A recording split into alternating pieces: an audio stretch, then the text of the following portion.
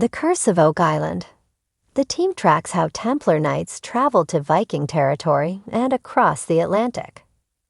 The Curse of Oak Island guys discovered symbols in Europe that connected the medieval Templar knights to the Vikings. They also found ancient runestones, which appear to be linked to the Oak Island money pit. Last night's episode saw Rick Lagina, Alex Lagina, Peter Fornetti, and Doug Crowell continuing their European adventure. They left Italy and the Netherlands behind to travel to the Land of the Norse, otherwise known as Denmark, one of the Scandinavian countries where Vikings were prevalent. The guys and historical investigators believed they were following in the footsteps of the Templar Knights, who may have traveled in the 13th century from Jerusalem up through Europe and rendezvoused with the Vikings who helped take them to North America.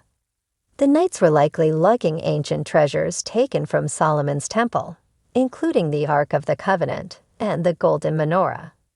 Rick and the guys have visited multiple castles, dungeons, abbeys, and caverns along the way, and they've been spotting the same old Templar symbols that have also been seen in Nova Scotia. The Oak Island team finds an ancient carving that links Templar knights and Vikings. In last night's episode, before leaving the Netherlands, the team visited Valkenburg Castle, where the Templars were imprisoned and persecuted.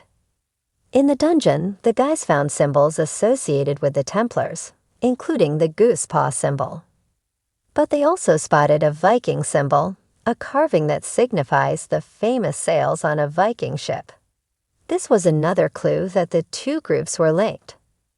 In Denmark, the guys visited a 12th century church where they found a collection of runestones featuring multiple symbols. Amazingly, Rick and the others soon recognized some symbols as similar to those found on the Hoe stone. Oak Island Hoe stone is similar to ancient Danish runestones. The Hoe stone was found in the money pit in 1894 at a depth of 90 feet, and its removal triggered a flood tunnel.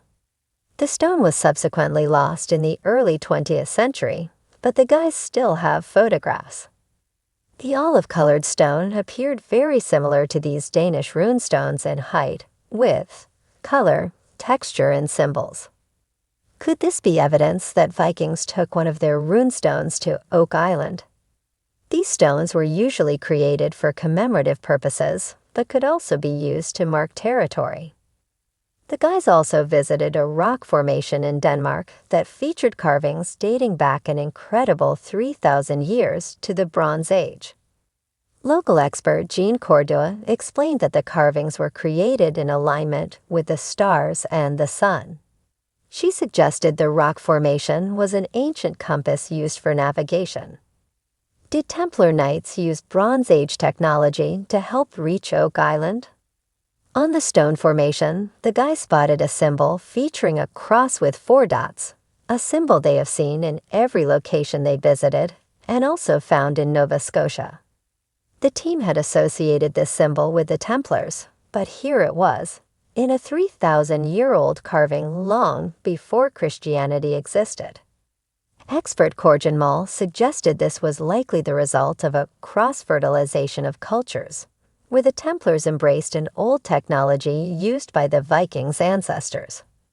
Meanwhile, Danish historian Ejnjep Sunnyborg examined an old arrowhead found on Oak Island in the 1960s, and she confidently claimed it came from Denmark. She said the Vikings used the arrowhead from about 800 AD until the 13th century. This could be more evidence that something happened on Oak Island in the 1200s. The Oak Island guys often find more questions than answers, and this European trip sometimes felt like that. However, they certainly uncovered plenty of clues to suggest that the Templar Knights did team up with the Vikings, and maybe they transported a treasure to Oak Island.